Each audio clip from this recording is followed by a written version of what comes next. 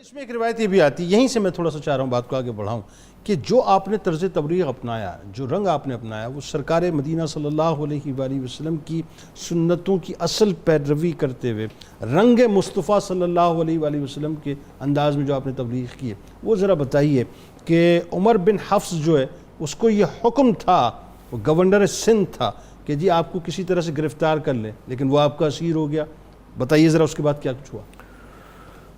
حقیقت یہ ہے کہ یہ جو حضور نبی اکرم صلی اللہ علیہ وسلم کا یہ جو مشن اور مقصد لے کر چل رہے تھے، چونکہ وہ بہت ساری باتوں کو سمجھتے تھے، اسلام میں سب سے پہلے ہے کردار، پھر ہے تبلیغ۔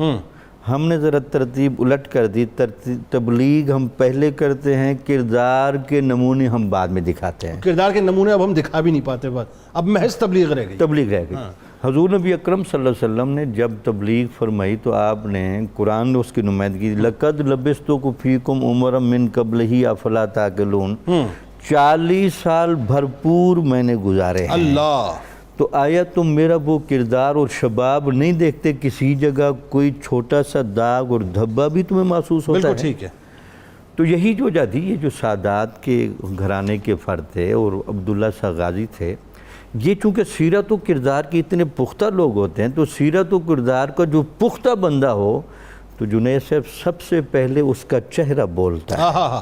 جب پہلی نگاہ اس کے چہرے پر پڑتی ہے اور اس کی نگاہوں میں اور اس کی باڈی لینگویج میں جو جاذبیت، جو وقار اور جو چہرے کی گہرائی اور صداقت ٹپکتی ہے، تو پہلی دفعہ تو بندہ دیکھ کر رک جاتا ہے، یار آج پہلی دفعہ کوئی انسان دیکھ رہے ہیں۔ اللہ!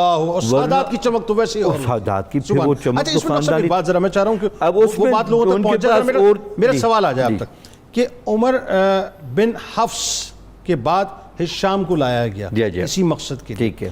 عمر نے بنیادی طور پر چونکہ سادات کا محب تھا تو اس نے ساحلی علاقے پہ، کہا جاتا ہے کہ کراچی ہی کی ویسینٹی میں جو ہے آپ کو بھیج دیا، کراجا کے پاس۔ اچھا، چونکہ اب ذہن میں آپ کی کہ محمد بن قاسم علیہ رحمہ جو ہے یہ دروازہ کھول کے جا چکے ہیں اسلام کا یہاں پر، اور وہی بات تھی کہ ہندوؤں میں جو کاسٹ اور کریڈ کا معاملہ تھا، یعنی شودر اور دلت اور چھوت اور اچھوت، اس کو ختم کیا محمد بن قاسم۔ بالکل ٹھیک۔ یہی طرز جو ہے آپ نے اپنایا عبداللہ شاہ غازی رحمۃ اللہ علیہ نے کہ ہندوؤں کو مسلمان کرنا شروع کیا۔ بالکل ٹھیک۔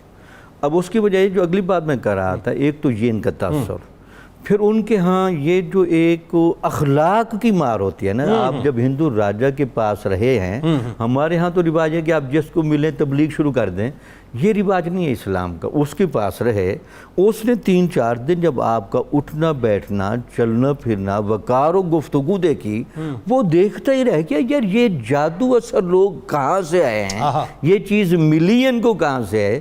تو ان کے دو ہی جواب دی، یا یہ چیز دی ہے ہمیں اسلام نے، یا یہ چیز ہمیں دی ہے محمد مصطفیٰ صلی اللہ علیہ وسلم نے۔ یہ جو وہ باتیں کرتے تھے، وہ کہتے تھے یہ پھر ہم اگر یہ رنگ میں آنا چاہیں، ہم ایسا بننا چاہیں تو ہمیں کیا کرنا پڑے گا؟ وہ کہتے جی پھر یہ ہمارے پاس ایک ہی طریقہ ہے، آپ کلمہ شریف پڑھیں، ہمارے معتقد بنیں اور ہمارے بتائے ہوئے راستے پر چل پڑیں، تو آپ اس قافلے کے ممبر بن جائیں گے۔ تو اس وجہ سے ایک جملہ میں اکثر کہتا ہوں یہاں آپ کی موجودگی میں، کوئی بندہ کفر پر ضدی نہ ہو اور ازلی بدبخت نہ ہو، وہ کسی کامل ولی کو دیکھ لے تو وہ مسلمان ہونے پر مجبور ہو جاتا ہے۔